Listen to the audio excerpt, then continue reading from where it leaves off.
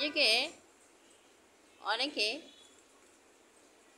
হীনমন্যতায় ভোগে, নিজের কাজকে ছোট মনে করে, নিজের সব কিছুকে অনেক অসহায় মনে করে, হতাশায় ভোগে। কিন্তু কেন?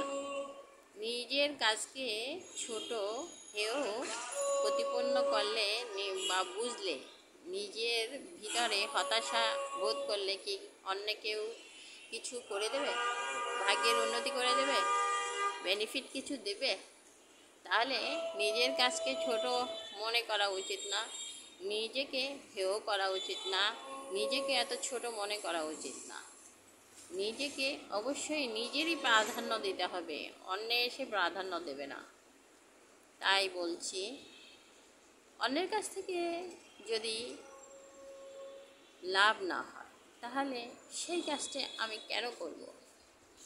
আর নিজেকে তো অবশ্যই ভালো পজিশনে মনে করতে হবে, তবে অহংকারী হয়ে নয়। এটি দেখতে হবে, এটি লক্ষ্য করতে হবে, যেন অহংকার মনে জায়গা না হয়। ধন্যবাদ।